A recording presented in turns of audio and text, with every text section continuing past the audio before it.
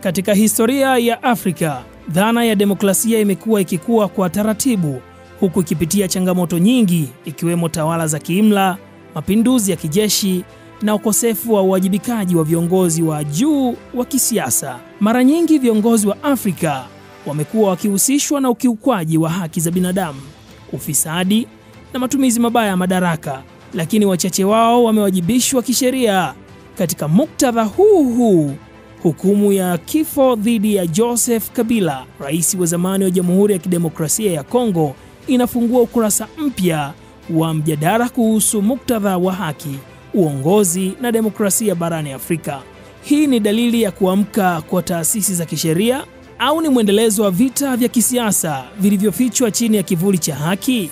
Ungana nami Ndaki William katika makala hii fupi ni kujuze kwa undani zaidi hukumu ya kifo juu ya Joseph Kabila ilikuwaje, na tunapomzungumzia Joseph Kabila ni nani hasa? Joseph Kabila alizaliwa tarehe 4 ya mwezi Juni mwaka 1971 huko Hewa Bora, Kinshasa, Jamhuri ya Kidemokrasia ya Kongo. Alikuwa mtoto wa Lieutenant Kabila ambaye alikuwa ni rais wa Kongo na mama yake alikuwa ni Anisati Kinshasa wakati huo. Kabila ni mzaliwa wa Kongo lakini ana asili ya Kihutu kutoka kwa familia ya wahamiaji wa Rwanda. Kabila alimaliza masomo yake ya shule ya msingi na sekondari nchini Kongo. Alikamilisha elimu ya sekondari huko Kinshasa na kisha akaenda nchini Uchina ambapo alisomea masomo ya kijeshi katika chuo cha kijeshi cha Shanghai. Hapa alijifunza sana kuhusu mikakati ya kijeshi na pia alijikita katika mafunzo ya uongozi. Alijiunga na jeshi la Kongo na alipitia mafunzo ya kijeshi. Alihusika kwa karibu na vita vya kudai uhuru wa baba yake Lieutenant Kabila ambao uliongoza mapinduzi yaliyomuondoa Rais Mobutu Sese Seko kutoka madarakani mnamo mwaka 1997. Baada ya baba yake kuwa rais, Joseph Kabila alikuwa na nafasi muhimu katika jeshi la serikali. Na hiyo ndio ikawa fursa au tiketi pekee ya kumweka ikulu kama rais wa Jamhuri ya Kidemokrasia ya Kongo mwaka 2001 baada ya baba yake kuuawa kwa mashambulizi ya risasi ndani ya ikulu katika mazingira ya kisiasa ya machafuko huko Jamhuri ya Kidemokrasia ya Kongo. Joseph Kabila alichaguliwa kuwa rais wa Jamhuri ya Kidemokrasia ya Kongo na kuongoza nchi wakati wa kipindi cha utulivu na mapito baada ya vita vya wenyewe kwa wenyewe vilivyotokea nchini humo. Katika kipindi cha uongozi wake, Kabila alikumbana na changamoto nyingi ikiwemo mizozo ya kikabila, vita vya wenyewe kwa wenyewe na mapigano ya kisiasa. Alifanya juhudi kuleta amani na utulivu, lakini pia alikabiliwa na upinzani kutoka kwa makundi mbalimbali ya kisiasa na kijeshi. Kabila aliongoza Kongo hadi mwaka 2019 alipomaliza muhula wake wa pili wa urais na hatimaye alikubali kumwachia madaraka Felix ambaye alishinda uchaguzi wa urais mwaka 2018.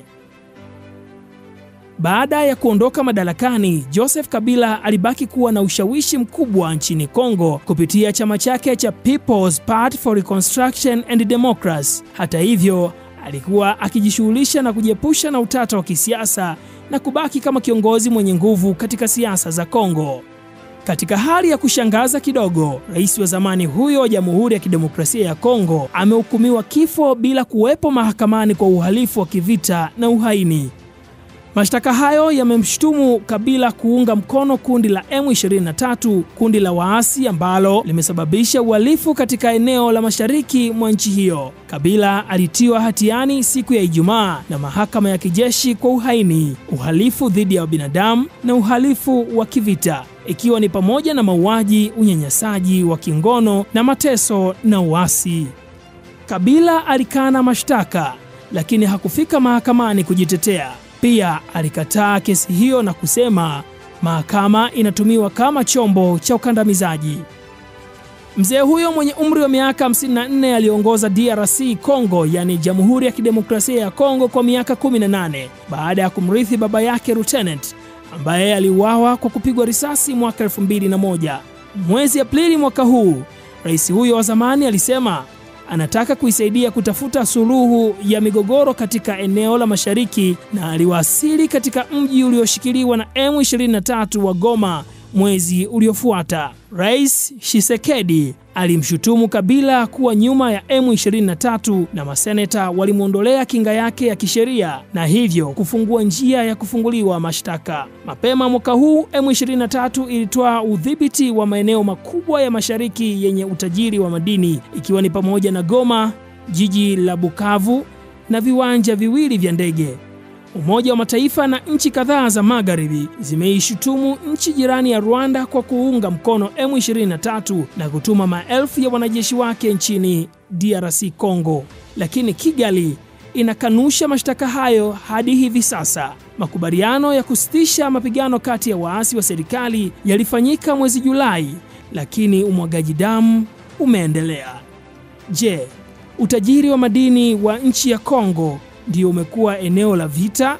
Au na wewe unajiuliza kwa nini jeshi la Kongo haliwezi kulilinda eneo la mashariki mwa nchi hiyo? Au unajiuliza, je, kurudi kwa DRC Congo kwa Joseph Kabila kuna maana gani wakati huu wa vita? Hayo yote unaweza kunijibu kwenye uwanja wa comment. Nikukaribishe, kama bado hujasubscribe, fanya hivyo kuwa wa kwanza kupata taarifa zetu mara ambapo zitakuwa zimetoka.